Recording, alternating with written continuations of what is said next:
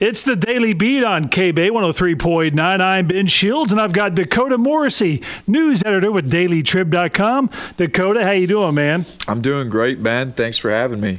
I guess we did okay last week, so they said, why don't you do it again? So here we are, week 2 of the Daily Beat, and how's things going in the Highland Lakes? Another busy week with news. What do we got? Oh, man, I think the biggest story this week is the continued search for an appointed Burnett County judge. I don't know if you've been keeping up with it. I have on dailytrib.com. I have. That's yes. right. So the latest development is after weeks and weeks of this kind of custom process to appoint a new judge, it arrived at a deadlock situation where we do not have a new county judge. We have 4 commissioners who said, hey, let's invite all applicants, give an application window. They gave them weeks to do that. They came up with a bunch of questions from the public. They held a public forum about it and told everybody, hey, the 4 of us are going to pick somebody at our next meeting, which was this past Tuesday.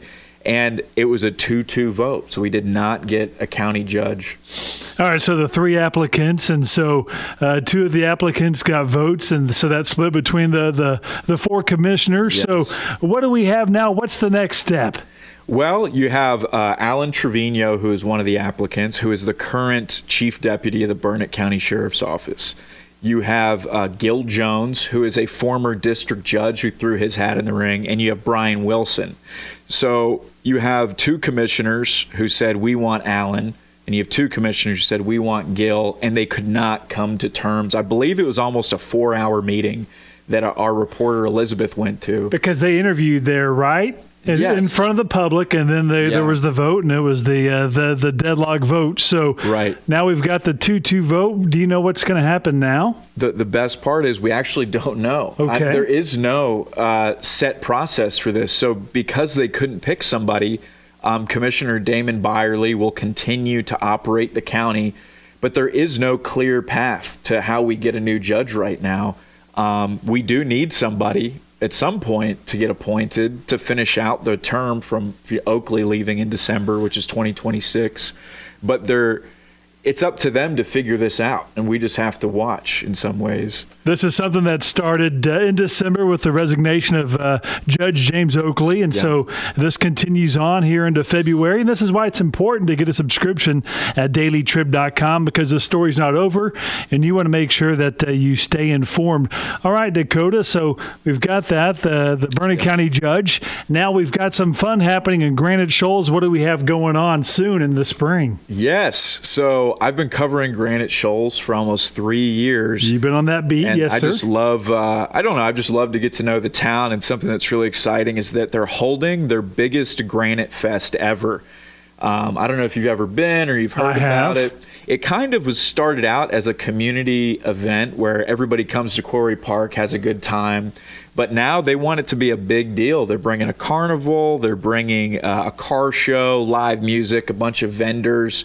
I don't know if you know this, but Quarry Park had got kind of like a major facelift for the eclipse, leading up to the eclipse. Yeah. And so there's all this empty space and parking and trails that weren't there before. And that's going to, I guess, made it a great venue for a bigger festival. So they partnered with Main Event Company, who you probably know. Yeah, Jay Brown. Yeah, they do good stuff. Yeah, Market Days and the Highland Lakes Hot Rods and Classics show. And Music on Main, he does that as well. A lot of stuff. And so they're trying to make, from what everybody told me, they want Granite Fest to be kind of like the Blue Bonnet Festival, or just be a big event for everybody, not just Granite Shoals. So what day is it? It's one day, right? It's on March 22nd. All right. So you got a few weeks to prepare. It's going to be free to go, but you're going to have to pay for carnival rides and stuff like that. But I think it's cool, and it's going to get capped off with a fireworks show. Ooh. Yeah, like I said. That's new, right? The fireworks? Did they have that before? They've never done anything like that. And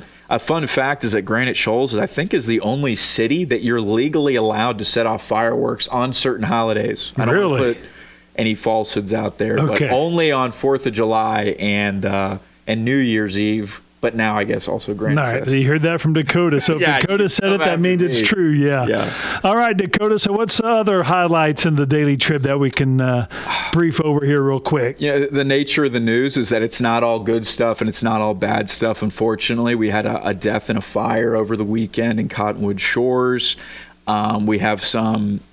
We had Ellen Troxclair, this is breaking news, come out and say, hey, we don't want that rock quarry going in out and burn it. That's big news. Yeah, that was today. We talked about this last week, the rock quarry. So Yep. that continues on. Yep. You're going to have to check out dailytrib.com, I think, to see what else we have going on. Yeah, we talk about that quarry story, some of that keeps on going on. Same with the Burnett County judge. So that's why it's important to get your subscription, dailytrib.com/subscribe. All right, Dakota. So anything else you want to wrap up by saying?